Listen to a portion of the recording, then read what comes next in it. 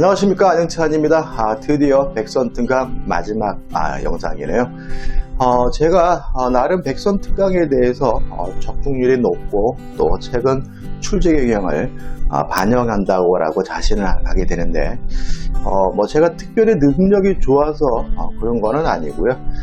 우리 민법은 공인중개사 시험에만 보는 것이 아니라 많은 자격증들이 민법을 보잖아요. 그래서 저는 이 백선특강을 준비하기 위해서 올 2021년도에 치러진 감정평가사, 변리사, 행정사 이런 모든 문제들을 제가 다 검토를 합니다. 검토를 해가지고 우리 공인중개사 시험에 출제 가능성이 있는 문제들을 뽑아요. 그러다 보니까 올해 나온 시험, 올해 만들어진 문제들이기 때문에 최근 출제 경향을 정확하게 반영하게 되고요.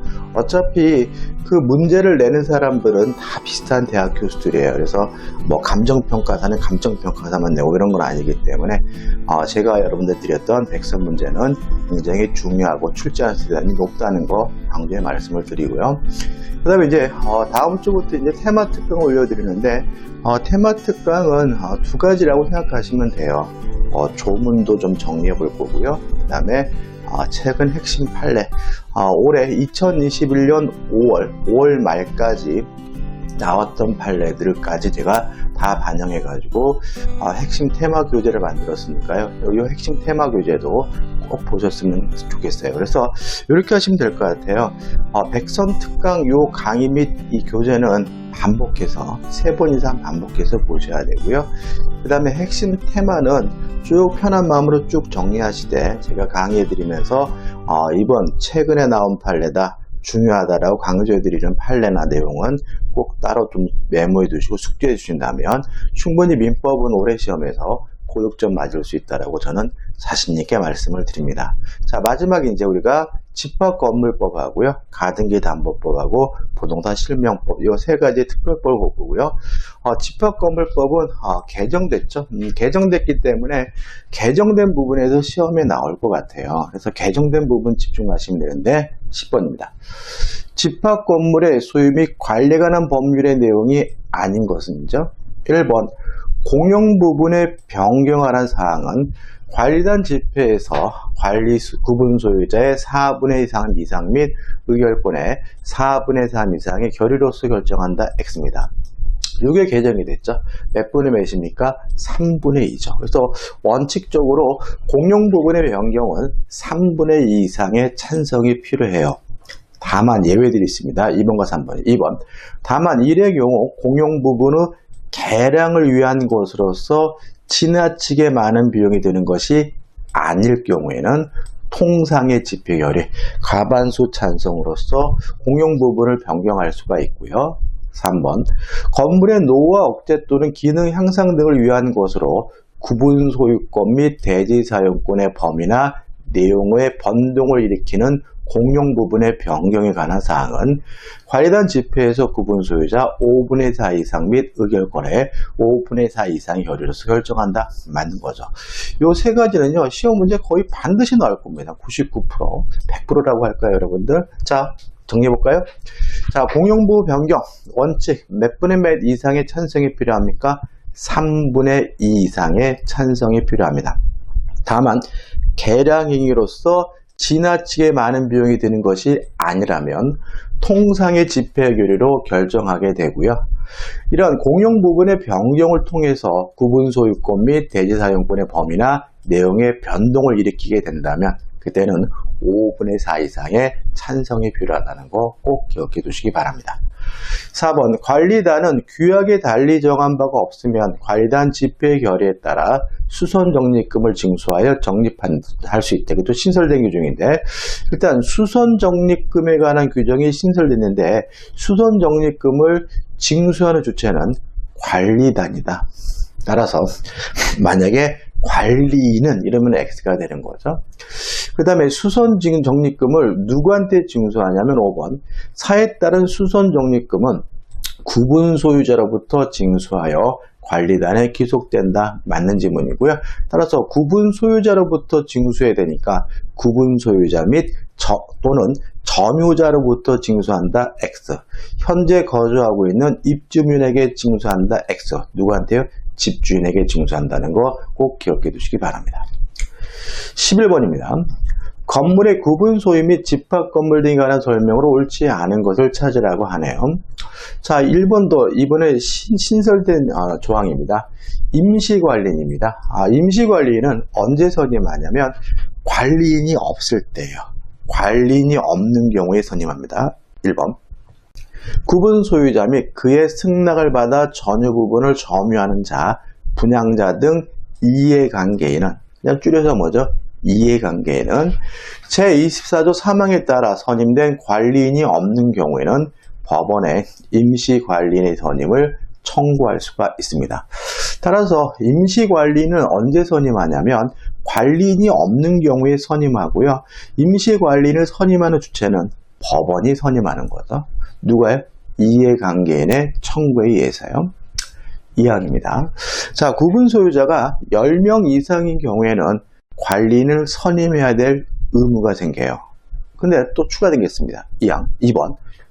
이것도 신설된 조항인데 전유 부분이 50개 이상인 건물의 관리인으로 선임된 자는 대통령령으로 정하는 바에 따라 선임된 사실을 소관청에게 신고하여야 한다. 맞는 지문이죠. 따라서 구분 소유자가 10명 이상이면 관리인을 선임해야 되고요.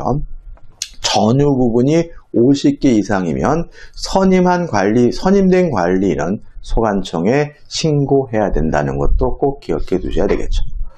3번은 반복이죠. 관리단은 규약에 달리 정한 바가 없으면 관리단 집회 결의에 따라 수선적립금을 징수하여 적립할 수가 있고요. 4번. 수선적립금은 구분 소유자 또는 그의 승낙을 받아 전유 부분을 점유하는 자로부터 징수하며 관리단에 기속된다. X. 누구한테만요? 구분 소유자, 집주인에게만 징수할 수 있고요. 세입자에게는 징수할 수 없죠. 따라서 승낙을 받아 전유 부분을 점유하는 자로부터는 징수할 수가 없기 때문에 4번이 X고 4번이 답인 거죠. 5번. 공용 부분의 변경에 관한 사항은 관리단 집회에서 구분 소유자의 3분의 2 이상 및 의결권의 3분의 2 이상이 결의로서 결정한다. 원칙적으로 공용 부분의 변경은 몇 분의 몇입니까? 3분의 2죠. 그래서 결과적으로 저는 요 10번과 11번 요 두 문제만 정확하게 하신다면은 결국은 이번에 개정된 사항은 해결되지 않을까 싶습니다. 11번입니다. 다음은 집합 건물에 대한 구분 소유자의 의무 위반의 효과를 설명한 것이다. 틀린 것입니다.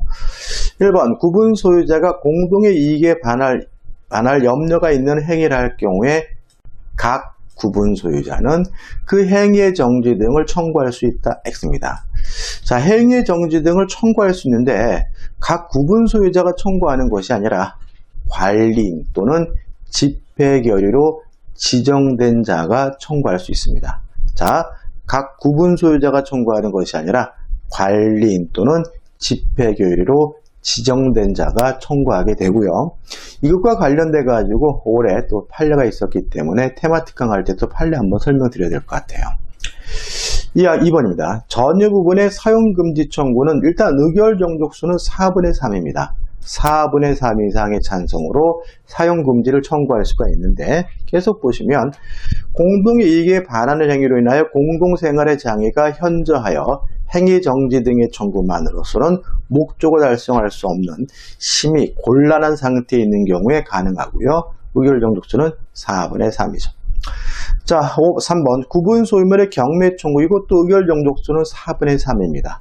구분 소유물의 경매 청구는 구분 소유자가 규약에 정한 의무를 현저히 위반한 결과 공동생활의 유지가 극히 곤란하게 된 때 할 수도 있다. 맞는 지문이고요. 의결 정족수가 뭐죠? 4분의 3이죠. 자, 그러면 공동생활 유지가 극히 곤란하게 된 때가 뭐냐에 대해서 우리 판례는 4번입니다.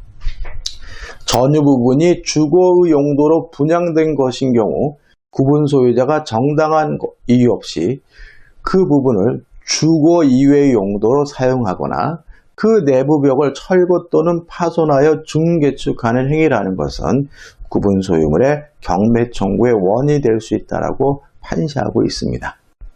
5번. 경매 청구는 누가 하냐? 이거 다 누가 하냐면 관리인 또는 관리단 집행결의로 지정된 구분 소유자입니다. 경매 청구도 그렇고요. 소송을 하는데 사용금지 청구나 또는 행위정지 청구도 각 구분 소유자가 하는 것이 아니라 관리인 또는 관리단 집행결의로 지정된 구분 소유자가 하고요. 특히 이 경매 청구에게는 법원에다 청구하는 것이니까 소우 방법, 소송으로 방법으로 하여야 한다. 맞는 질문이 되겠죠. 자, 이제 가등기 담보법입니다. 가등기 담보 등에 관한 법률에 대한 설명으로 틀린 것은요. 1번입니다. 자, 가등기 담보법은 기본적으로 저당권이에요. 저당권하고 일단 글자 하나 안 틀리고 똑같기 때문에 담보 물권의 통일성인 부종성, 수반성, 불가분성, 물상대의성이 인정된다. 맞는 지문이고요. 만약에 이런 형태의 지문이 나왔는데 헷갈리면은 저당권으로 바꾸시면 의외로 쉽게 이해가 되는 거죠. 2번 가등기 담보법은 저당권, 질권, 전세권의 취득을 목적으로 하는 경우. 자, 가등기 담보의 목적이 저당권, 질권, 전세권의 취득을 목적으로 하는 경우 적용되지 않습니다. 왜냐하면 이 자체가 담보권이기 때문에 그렇고요. 또 부동산에 대해서만 적용이 되기 때문에 동산의 양도담보의 경우에도 적용되지 않습니다. 따라서 2번 가등기 담보법은 저당권, 질권, 전세권의 취득을 목적으로 하는 경우와 동산의 양도담보 같은 경우에는 적용되지 않는다. 맞는 질문이죠. 3번입니다. 자, 가등기 담보법에 따른다면 일단 기본적으로 저당권자로서 경매할 수가 있고요. 아니면 권리 취득기간 실행을 할 수가 있거든요. 근데 제3자에게 팔고 돈으로 나눠갖는 것은 할 수가 없어요. 우리가 유저당이라 그러거든요. 그래서 저당권에서는 유저당 계약해가지고 제3자에게 팔고 돈으로 나눠갖는 것이 허용되지만 가등기 담보는 그런 걸 인정하지 않습니다. 따라서 한번 저당권에서는 유저당 계약에 의한 사적 실행이 인정되나 가등기 담보법에서는 인정되지 않는다. 맞는 지문이 됩니다. 4번 가등기 담보권의 실행에 있어서 목적 부동산의 가액이 피담보 채권에 미달하여 청산금이 없다고 인정이 돼요.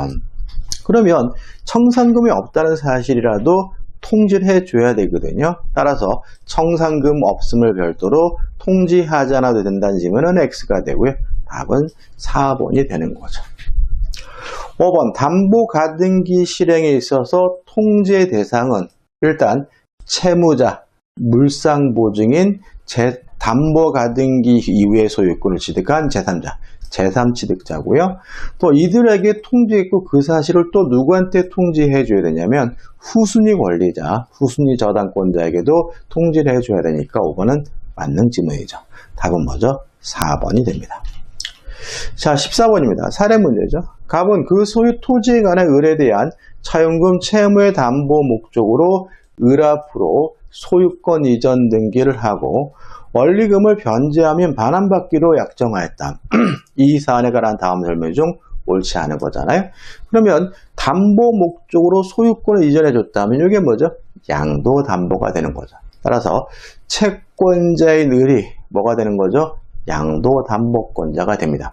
물론 양도담보의 경우에도 가등기 담보법이 적용이 되기 때문에 1번 이러한 경우에는 특별한 사정이 없는 한 변적 이후 정산 절차를 거쳐야 한다. 맞는 질문이죠. 2번 갑은 채무자는 정산 절차를 마치기 전에는 채무를 변제하고 소유권 이전 등기의 말소를 청구할 수 있다. 물론 뭐죠? 맞는 지문이 돼요. 자, 근데 3번을 조심하시는데 자, 어떤 문제냐면 목적물의 가액이 채권액보다 더 커야 가담법이 적용이 돼요. 따라서 위토지 시가가 채권 원리금에 미달하면 채권보다 오히려 목적물의 가액이 더 저렴하다면 가담법이 적용되지는 않아요.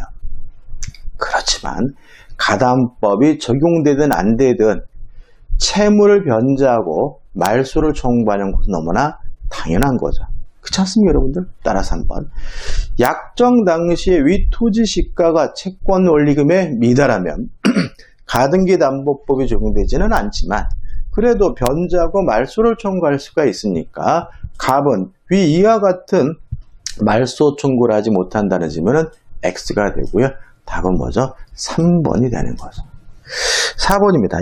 제가 이걸 좀 바꿀까 하다가 그냥 그대로 넣었는데, 우리 가등기 담보의 법률에 따른 청산 절차를 거치지 않고 이 토지를 병에게 양도했어요. 그러면 양도담보권자가 자기 앞에 등기된 것을 기하로 제3자에게 팔아먹으면 제3자는 선의이면 확정적으로 소유권을 취득한다라고 판시하고 있습니다.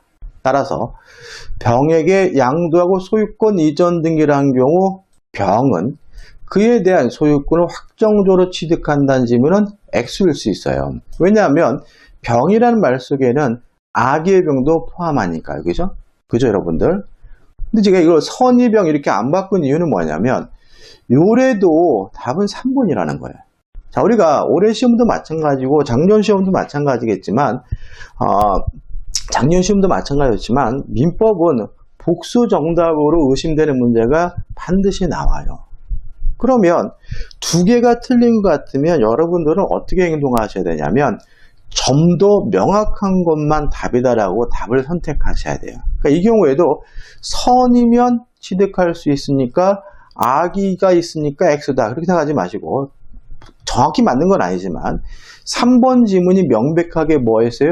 틀려 있으니까 애매한 4번 지문은 뭐예요? 틀릴 수도 있고 맞을 수 있다고 우길 수 있으니까 그때는 뭐만요? 3번만이 답이 된다는 거 항상 조심하시기 바랍니다. 다시 말하면 두 개가 틀린 것을 판단된다면 좀 더 명확한 것만 답이 된다라고 판단하시고 마킹을 하셔야 실패하지 않는다는 거 강조하기 위해서 제가 옆에 선이란 말을 안 넣었어요.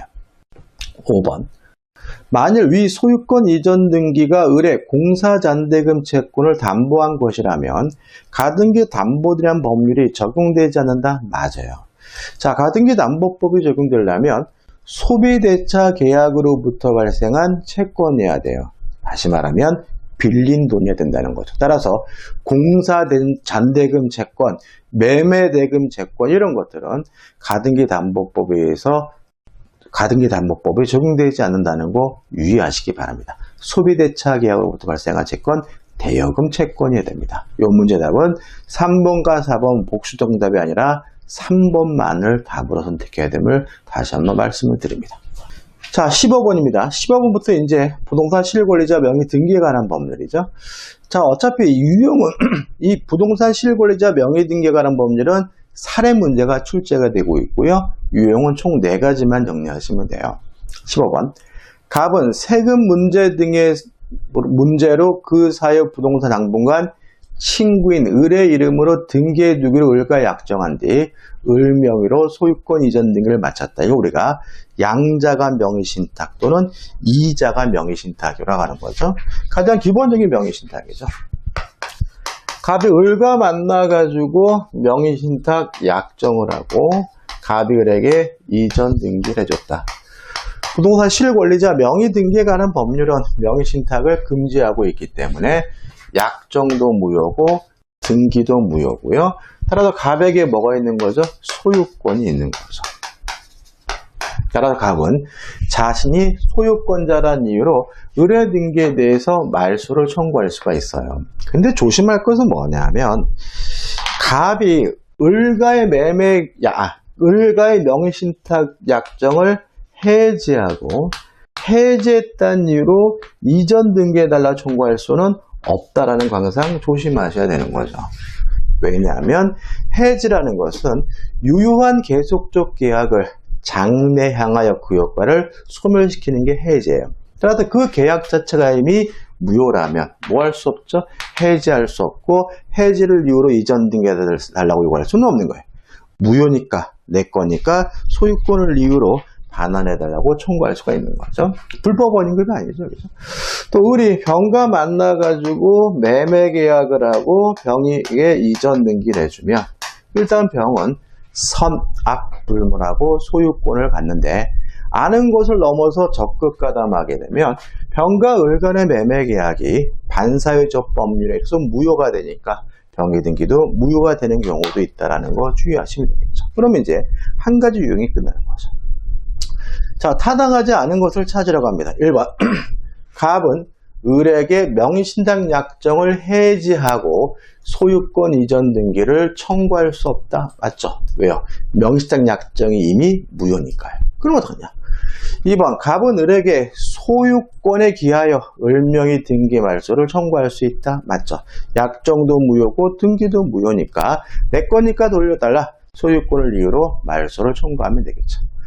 3번, 을이 돈이 쪼들려 매수를 물색한 끝에 제3자 병에게 상당한 가격으로 매도하고 등기까지 넘겨주었다면 갑은 병에게 등기의 말소를 청구하지 못한다. 왜요?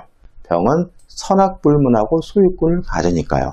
따라서 4번, 위 3의 경우 병이 을과의 매매계약 체결 당시 위 부동산의 실소유자가 갑이라는 사실을 알았다면, 악이라면 갑은 병에게 대항하여 명의신탁의 무효를 주장할 수 있다는 질문은 X가 되고요.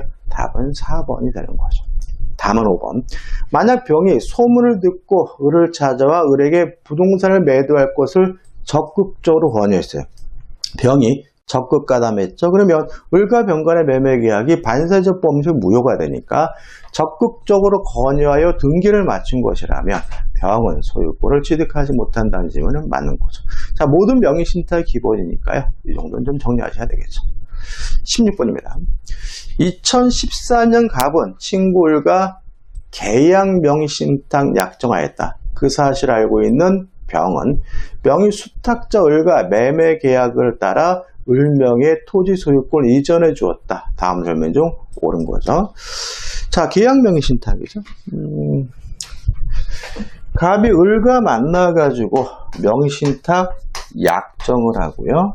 그뿐만 아니라 내가 너에게 매매 대금을 줄 테니까 네가 직접 사라.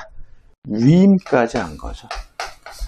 그래서 명의수탁자인 을이 매도인인 병과 만나가지고 매매 계약을 하고 을에서 병으로 이전 등기가 이루어졌다. 이런 얘기인 거죠. 자, 그래서 우리가 항상 조심할 것은 뭐냐면 갑과 을 간의 명의신탁 약정은 변함없이 무효인 거죠. 무효. 항상 무효입니다. 근데 요 을의 등기가 무효일 수도 있고 유효일 수 있다는 거죠. 만약에 병 매도인이 선이라면 갑과 을 간의 명의신탁 약정 사실에 대해서 몰랐다면 을의 등기는 뭐예요? 유효하기 때문에 을이 뭘 갖습니까? 확정적으로 소유권을 갖고요. 만약 병이 문제처럼 악이라면 이때는 등기도 무효이기 때문에 아직도 을에게 뭐가 있는 거죠? 소유권이 있는 거죠. 그죠? 자, 근데 병에게 소유권이 있는 거죠, 여러분. 근데 여기서 좀 조심할 것은 뭐냐면 무효든 유효든 갑이 을에게 직접 소유권 이전 등기해달라고 청구할 수는 없어요. 다만 위임을 하면서 지급한 그 매매 대금에 대해서는 부당이득으로서 반환을 청구할 수가 있어요. 그 다음에 갑이 병을 대해서 뭔가를 할 수도 없습니다. 왜냐하면 갑과 병 간에는 아무런 관계가 아니잖아요. 갑이 병에 대해서 어떠한 채권이라도 있어야 갑은 병을 대해서 을의 등기에 대해서 말소를 청구할 수가 있는 거잖아요. 그래서 계약 명의신탁의 경우에 결과적으로 갑이 을에게 직접 이전 등기나 말소 등기해달라고 청구할 수 없고요. 병을 대위해서도 말소나 이전 등기해달라고 뭐하지 못해요? 청구하지 못한다는 논리가 발생하게 된다는 거 좀 생각해 보시면 돼요. 자, 옳은 것입니다. 1번, 을의 을은 X토지에 대한 소유권을 취득한다. X에.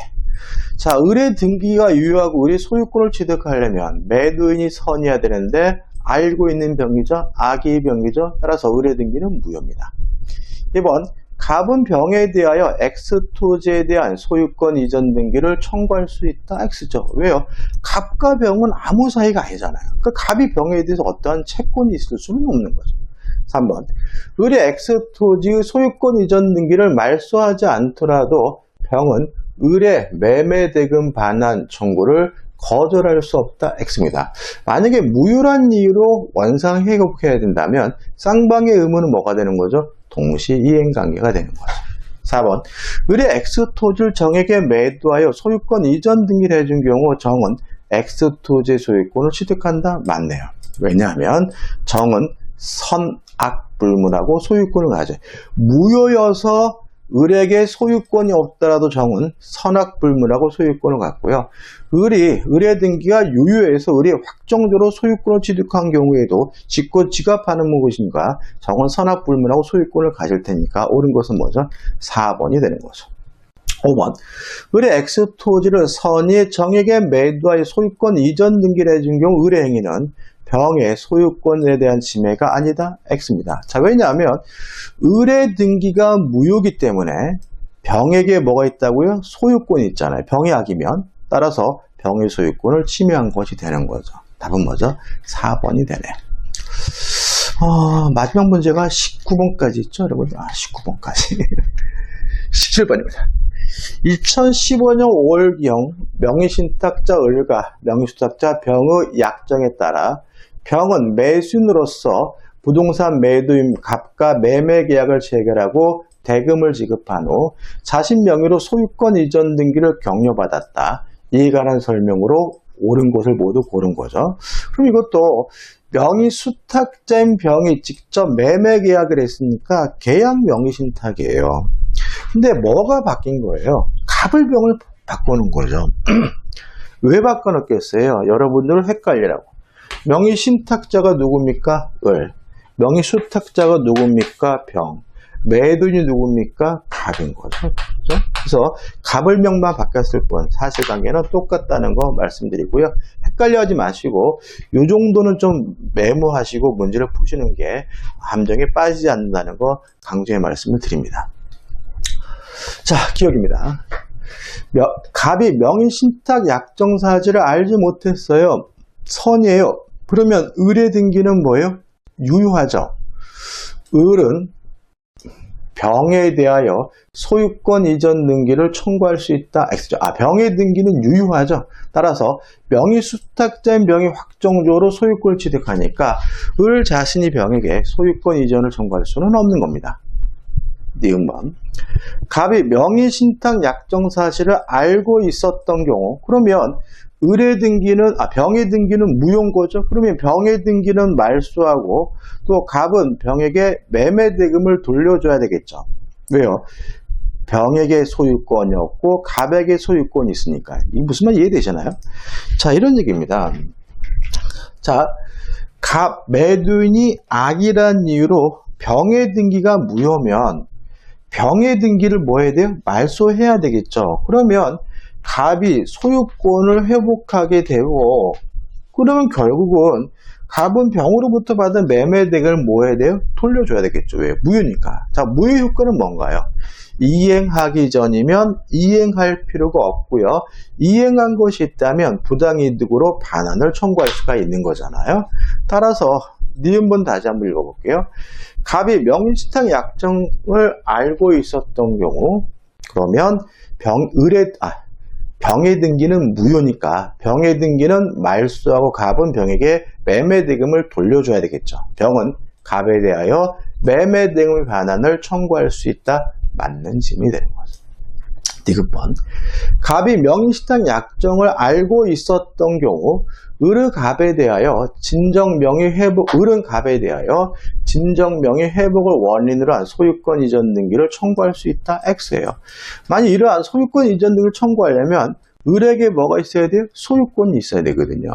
갑이 악이면 병의 등기가 무효니까 소유권은 누구에게 있는 거예요? 갑에게 있는 거죠. 우리 갑에게 이전 등기를 청구할 수는 없는 겁니다. 갑과 을과 갑은 아무 관계가 아닌 거죠. 1번. 갑이 명의신탁 약정을 알고 있었던 경우 을은 갑을 대의하여 병명의 등기 말소를 청구함과 동시에 갑에 대하여 매수인의 지위의 소유권 이전 등을 청구할 수 있다. X예요. 왜요? 을과 갑은 아무 사이 아니잖아요. 3자가 명의신탁이면 을이 갑을 대의할 수 있겠지만 을과 갑은 어떠한 관계도 없고 계약한 바도 없으니까 을이 갑을 대의해서 말소를 청구하고 이전 등기해달라고 청구할 수는 없겠죠. 따라서 옳은 것은 니은 하나이기 때문에 답은 2번이 됩니다. 18번입니다. 2020년 5월 신탁자 갑과 친구인 수탁자 을이 부동산에 대하여 명의신탁 약정을 한 후 을이 직접 계약 당사자가 되어 병으로부터 X를 매수하고 소유권 이전 등기를 마쳤다. 다음 설명 중 옳지 않은 거죠. 이것도 계약 명의신탁, 이제는 갑을병이 정상으로 왔죠, 그죠? 계약 명의신탁이 시험이 제일 많이 나와요, 여러분들. 자, 명의신탁자가 누굽니까? 갑. 명의수탁자가 누굽니까? 을. 매도인이 누구예요? 병인 거죠. 그러면 내용은 똑같아요. 매도인이 선이면 등기가 유효하기 때문에 을에게 소유권이 있고요. 매도인이 악이면 등기가 무효니까 병에게 소유권이 있는 거고, 갑과 병은 아무 관계가 아니니까 갑은 병을 대회해서 이런 거 인정되지 않고요. 갑은 을에게 이전 등기해달라고 청구할 수는 없고, 그 매매 대금에 대해서 부당이득 반환을 청구할 수 있죠. 물론 갑과 을 간의 명의신탁 약정은 변함없이 무효입니다. 자, 그럼 보죠. 1번, 갑과 을 사이의 명의신탁 약정은 무효이다. 맞죠? 2번, 병이, 매도인이 갑을 사이의 명의신탁 약정 사실을 몰랐다면 을의 등기는 유효하니까 을은 X의 소유권을 취득한다. 맞는 지문이고요. 3번, 병이 갑을 사이의 명의신탁 약정 사실을 알았는지 여부는 소유권 이전 등기가 맞춰진 때를 기준으로 판단한다. 아니에요. 우리 민법은 항상 언제입니까? 법률행위 시예요. 항상.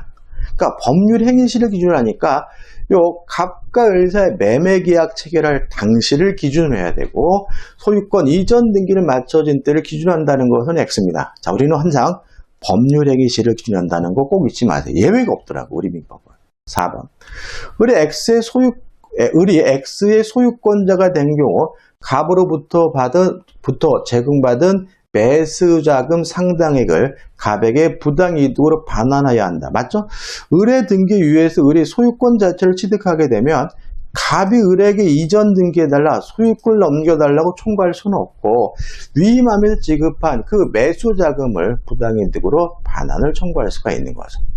5번, 병이 갑을 사이에 명의신탁 사실을 아는 경우에도 을이 그 사정을 모르는 정에게 X를 매도하고 소유권 이전 등기를 마쳤다면 정은 X의 소유권을 취득합니다. 몰랐던 알던 소유권 취득하는 기본이죠. 따라서 4번이 되네.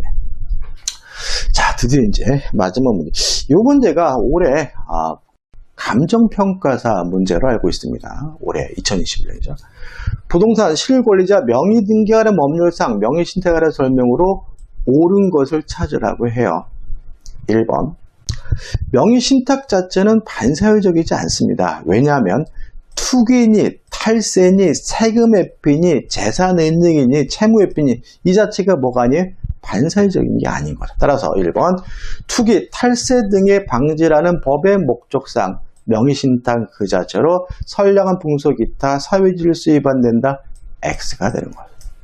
2번, 명의신탁자가 무효인 경우 신탁자, 수탁자가 혼인을 했어요.